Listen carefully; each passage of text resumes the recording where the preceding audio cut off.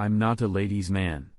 I never have been, and I never will be. Like many nerdy overachieving bachelors, I've had to wait for the big catches to be shared. Once those major studs are out, the quiet nerds with good income start looking good to the rest of the women. My name is Bryce, and I married Naomi 23 years ago. Our first child only took 6 months to deliver, but the others were standard 9 months. My oldest, Denise, is in college. Her brother, Daniel, is a sophomore at Cross State University. Mickey is the youngest, and she's off to private college in the fall. She's apparently much smarter than the other two as she has a full scholarship. My card is very appreciative of that. Naomi and I met at a business conference. She was handing out registration materials. Apparently, I was witty enough that she sought me out at lunch and sat with me. What sets Naomi apart from most is that she is significantly overweight. She seems indifferent to this and flirts like she's a skinny little girl. What she looks like has never mattered to me. We fell in love based on shared beliefs and desires. Naomi works, but only gets half of mine. She's an enigma. She's very smart and good looking, but refuses to wear makeup or watch her weight. I try not to pry, but I saw her health report and it showed 240. That's not very good for 5 feet 4 inches. I learned early on to never broach the subject of diet and face paint. We have fights, but I can't say it ever affected our sex life for more than a day or two. There is nothing exciting about this sex life. Once or twice a week, we populate missionary style. I never wanted to know if Naomi had sexual fantasies, and she was never interested in mine.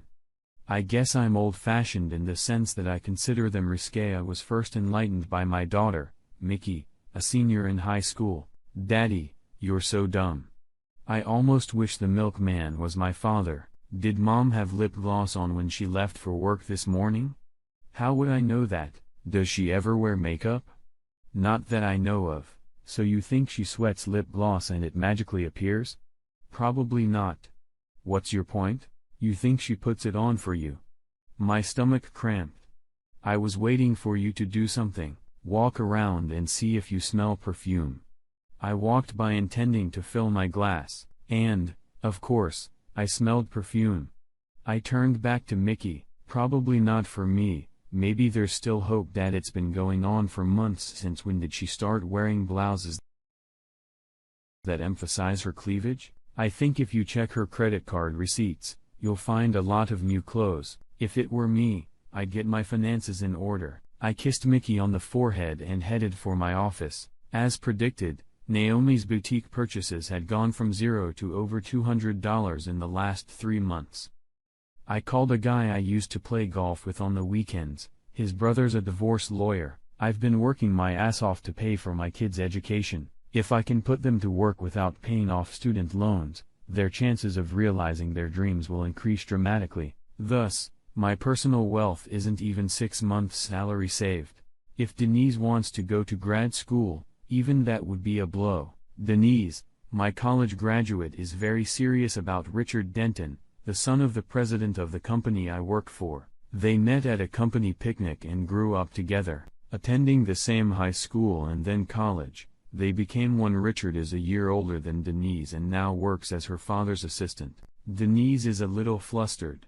The talk of marriage isn't moving as fast as she had hoped. Considering how much the wedding costs, I have to be prepared to take another financial hit. Daniel fancies himself Romeo, and I have yet to see him with the same girl twice. Mickey doesn't like boys yet. All the nightmares fathers go through dreading the end parade of boys with raging hormones have been avoided for me. I should thank someone. I lamented the night Mickey pointed out the change in Naomi. You weave what you think is the road to a happy life. It seems that this common thread has been pulled a bit from the fabric of our marriage. The lawyer convinced me to draw up 3 forms, a separation agreement, a postnuptial agreement, and a petition for divorce. His suggestion was to find the right time and give Naomi a choice. The purpose of the separation agreement was to freeze assets at that time, not so much to freeze, but to determine how much each of our shares were worth. Immediately transferring what is possible to individual accounts was his suggestion. I've been thinking about whether to do it. Maybe it's not as bad as I imagine. I didn't have to ponder for long. Mickey had gone somewhere. After dinner, Naomi and I retired to the living room to watch TV. Bryce, since we'd saved up a little, I was thinking about getting some Botox injections and liposuction. I found myself thinking about those words. What am I supposed to think? Is she doing this for me? Wait a minute. I went into my office and pulled out 3 forms. I signed and dated all 3. Here, Naomi, these are for you. After a few glances, what the hell is this? I think it's pretty obvious. The first contract is a separation agreement. The second is a post-nuptial agreement. And the third is a petition for divorce. I've already divided the savings account. I'll be back this time tomorrow. If you don't sign the separation agreement and the post-nuptial agreement, I'll file a legal divorce petition, all because I wanna spend some money. You're crazy if you think I want a divorce or separation. What's his name? Who? The guy you're doing all this for? I'm doing this for me and for you. Bullshit. You've had 23 years to do this for me. 3 months ago, you weren't even doing it for yourself. What's his name? That's nonsense. There is no other man. Are you romantically involved with a woman? No. Then it's a man. What's his name? There is no other man. Do you remember what you were wearing when we went to lunch last Sunday? Not exactly. Did you wear lipstick and perfume? No. But you come home from work every day with lip gloss and perfume, even though you leave the house without it. Either you give me his name or I'll cancel the separation agreement and file for divorce tomorrow. I couldn't hold back the tears any longer. Bryce, it's not as bad as you think. I'm guessing you value his privacy more than mine. Last chance, Naomi. What's his name? The unhappy look and the tears didn't faze me. I got up to leave. Jim Stevens in a very quiet voice. I'll be back tomorrow. Sign the treaties of your choice. I'm done with you. You lying piece shit. Bryce, no. Don't say that. I didn't let it get that far. Please stay. We need to talk about this. I went to my bedroom and packed my suitcase. Naomi sat quietly with her hands covering her face. I didn't notice Mickey hugging me and kissing me. Proud of you, Daddy. If we're not good enough for her, she can live on her own. How could I have missed all these signs? Very simple, Dad. In the college prep class I'm taking, we studied confirmational bias. Basically, it means that you interpret and filter out any information that goes against your pre-existing belief. You believed your mom would never cheat on you, so you ignored or misinterpreted signs because they didn't fit your bias. You are far from the first, and you won't be the last. Politicians use this to their advantage. They will talk nonsense until they hit a nerve with the voter. That voter will ignore anything they disagree with as long as the politician promises something important to them. That's terrific, Mickey. I'll be back tomorrow around this time, kiddo. Thanks again. Love you. Love you too, Daddy. Maybe I should have turned my phone off. Maybe I should have left it on the messages. Bryce, is this post-nuptial agreement retroactive? It's not a problem for me, Naomi. Apparently, it's a problem for you. I counted to 3. Hung up and turned my phone off. It wasn't proof yet. But it was certainly hard to sleep after that. Thinking back to her picnics and holiday parties, there was no way I could remember Jim Stevens. I was out of town for the last meeting a couple months ago. There were too many results in an internet search to be helpful. Maybe it wasn't even his name. Maybe she was blowing smoke just to get me to shut up. Fortunately, my work day was busy. I didn't even have time to eat lunch. When I decided to turn on my phone, I got messages from all 3 kids and a good half dozen from Naomi. Mickey had brought Daniel and Denise up to speed on Naomi. All 3 calls from the kids were a good morale booster for me. I didn't spend much time arguing with myself about what I wanted. What I really wanted was no longer possible. Obviously, I wasn't enough for Naomi. How are you mentally recovering from this? Does it matter that it's just an emotional deception? Will she choose divorce? Would she take the risk that I couldn't find out why the retroactivity of the post-wedding agreement was a problem? I was very hesitant to listen to Naomi's messages. The first message came right after I hung up the phone last night. Bryce, it's not a problem for me. I was just reading the contract when you hung up on me. Please believe me. It's not a problem. I didn't have sex with him. I love you. Call me.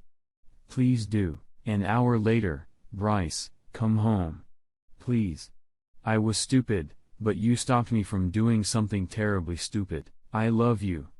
First thing this morning. Good morning, Bryce. I hope you slept better than I did. I wrote you a letter. It'll tell you everything. I signed a separation agreement and a retroactive post-nuptial agreement. I don't want a divorce, Bryce. I love you. About an hour later, did you really have to involve the kids? We could have handled this calmly. An hour later, it was I'm sorry, Bryce. Mickey told me that she was the one who told you what I'm doing and that she also told Daniel and Denise about it. We can work this out, Bryce. I love you. The shock came at noon. Bryce, I've resigned. I filed a complaint against Jim Stevens, but I doubt it will work. I'll see you soon. I love you. When I pulled up after work, Naomi's car was the only one there. I could smell lasagna, my favorite, and the dining table had been cleared and now had 2 plates and a candle burning. I put my things away in the home office and headed to the kitchen to get something to drink. The only time I had ever seen Naomi in full makeup was on our wedding day. I had some free time. I went to the beauty parlor and asked them to fix me up. Do you like it? They did a good job on you. Yeah. You look great, and I love it. What can I get you to drink? The signed papers are on the table. Couldn't you wait to read the letter before you eat? Of course, it can wait. Dinner was quiet, delicious, but quiet. Then I help clean up. I move my things into Denise's old room.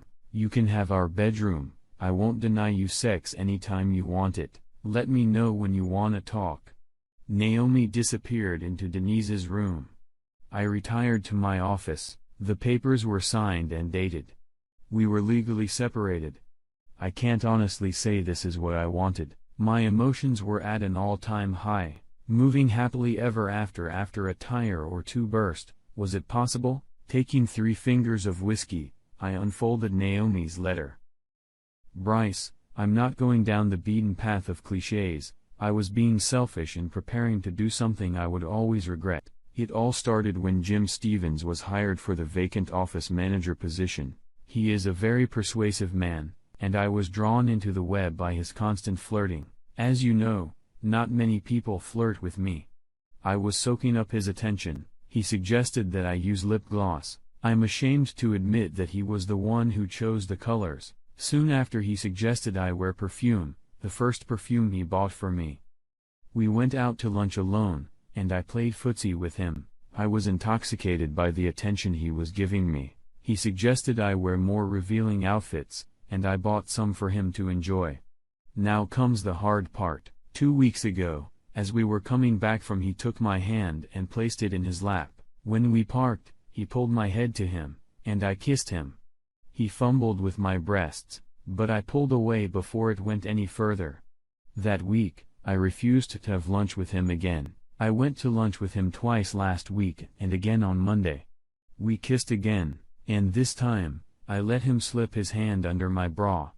It didn't go any further than that. He demanded more from me, but I wouldn't give in. As you probably already know, it was his idea for me to get lipo. I hope you believe me when I tell you that's all that happened.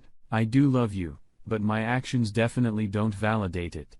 I'm as sorry can be. When you accused me I panicked. I thought I'd never been wrong enough to lie to you.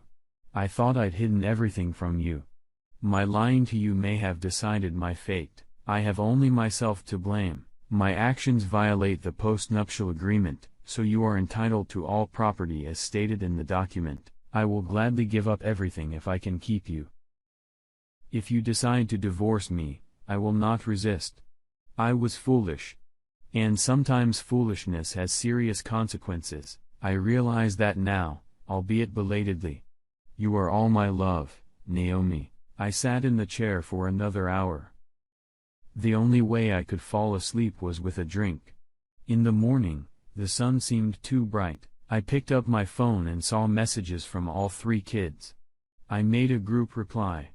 Your mother cheated. I don't know yet if what she wrote in the letter was true. We are officially separated, but we live under the same roof. I need time to determine where I will go next. Thank you for your support. It would be pretty hard without it.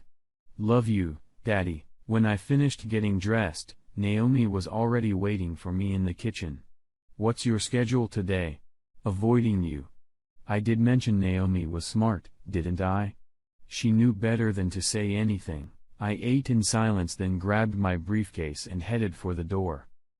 Let me know if you need anything, Bryce. Yeah. One thing comes to mind. Get tested for STDs. Turns out she's not that smart.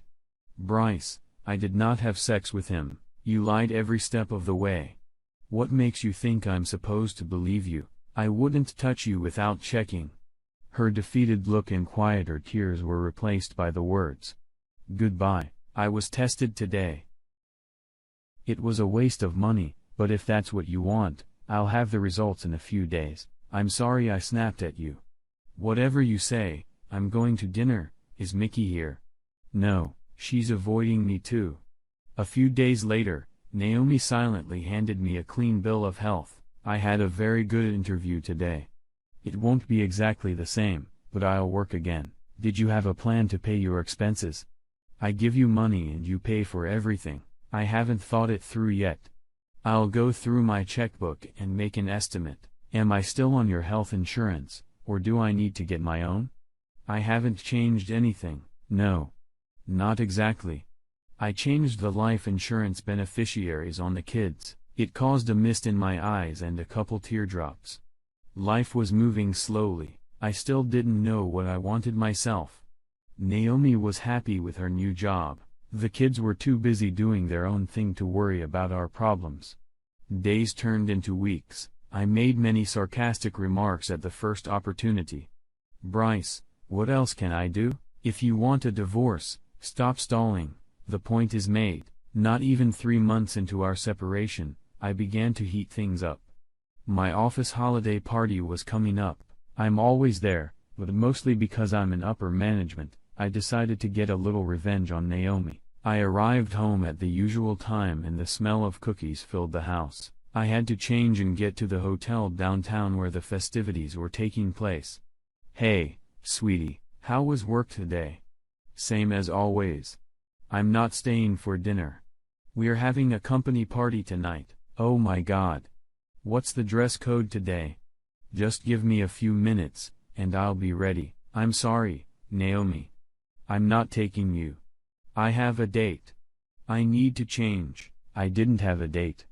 I was picking up Mickey so she could dance. I rarely wear cologne, but today I did. It's at a hotel downtown. If I drink too much or something, I'll just get a room. Good night, Naomi. I could tell by the look on Naomi's face how hurt she was. So be it, unhappiness loves company. Her turn to deal with emotions thought she would never have to deal with. Very few people asked about Naomi. The rumor spread and everyone knew something was wrong. I enjoyed the sexually explicit flirting offered by several unmarried ladies. It would be very easy to spend the night with a desirable partner. I pondered whether I should head home tonight. How much pain had already been delivered. Would it be enough? Around 1 a.m., Mickey got ready to leave. Robin Lowry, a divorced 30-year-old cutie, was drunk. She's in my unit, but she doesn't report directly to me. Bryce, I rented a room. I could use some help finding my room.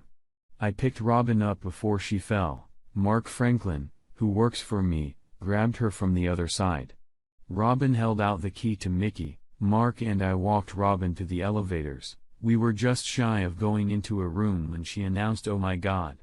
I feel so bad." We dragged her into the bathroom. Mickey stayed with her. When the gagging sound subsided, Mickey reappeared. "I think she's going to live." A naked Robin emerged from the bathroom. "Where's my bed?"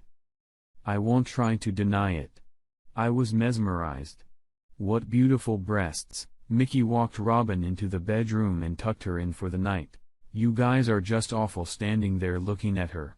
I have no idea what you're talking about, Mickey. What about you, Mark? Didn't see anything. Men, we went back to the party, and I went around to everyone saying goodbye. Mickey grabbed her purse and sweater. I asked her to spray some perfume on my shirt. She danced with all the men who asked her out. She's 18 and already a woman. I was proud of how skillful her acting was.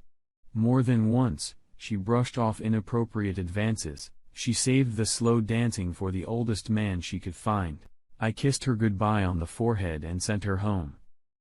By the time I pulled into the driveway, the lights were out. I noticed movement in the window curtains. Naomi didn't say hello to me. I left my clothes in the bathroom and slept like a dead man. My clothes were gone when I staggered into the bathroom in the morning. After brushing my teeth, I went to the kitchen. You're back home. How was the party? Pretty typical. Did your lady have a good time? She sure did. I don't think she missed a single slow dance. Did you kiss her? Yeah. But nothing more than that. You're okay with that, aren't you? Goddamn Bryce, it's killing me. I'm sorry. Last night was the longest night of my life. If you're gonna divorce me, do it now. Don't bullshit me. I wish the choice was that easy, Naomi. I can't forget the 100 years we spent together. You cheated. Maybe you had sex. Maybe you didn't. But that doesn't change the fact that you arbitrarily reneged on our marriage vows, but you did too last night, so you can and I can't. Nice double standard. Convenient for you, isn't it, Bryce? I want us to end this. I'm afraid you'll find someone you like better than me. It scares the hell out of me. Welcome to my world. Now you have some idea of what goes on in my head. I'm going for a walk. I'm coming with you. That was a first. I'm walking a 2-mile loop that takes me about 45 minutes depending on my speed. This is a first for Naomi. We walked in silence. That was nice, Naomi. I'm going to take a shower. Can I join you? Honestly, I think Naomi was checking for hikeys. I can't remember when else she's kissed every inch of my body. I have no idea how she found out. But I should have suspected she would. It only took a few days. You're very proud of yourself, aren't you? You took Mickey to your party. Did you say you did all the slow dances with her? No, I said she did all the slow dances. You heard what you wanted to hear. Whose perfume was on your shirt? I asked Mickey.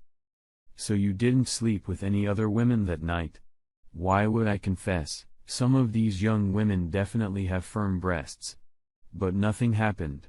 The color drained from Naomi's face. Her eyes were moist.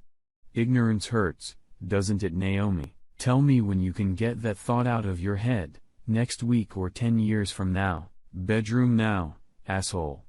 Wow. Twice in 1 week. Get used to it if you wanna stay here. Epilogue. Denise is engaged to Richard. She managed to make him jealous enough at the holiday party. Well, that's where the savings account comes in handy. Naomi got nothing from her previous employer, although Jim Stevens was sent packing a few months later. Although her new job was somewhat different, she was promoted to shift supervisor after 6 months. She doesn't wear makeup or perfume and only wears sexier outfits when we go out together. She made me accompany her to her annual checkup. Naomi wanted me to know that it was her doctor's advice to lose weight. It was smart of her, as I would have gotten suspicious if she just started dieting and exercising. She's spending a lot of money on clothes again, but this time, because she's shedding the extra pounds, all 3 kids have taken turns to stop avoiding Naomi. We're a family again. Eventually, Naomi found out about Robin, again, from Mickey. Do you ever think about Robin? Only when we're making love. It's okay as long as it's the only time you think about her. I know it's greedy of me, but her little affair led to the most fulfilling sex life I've ever enjoyed.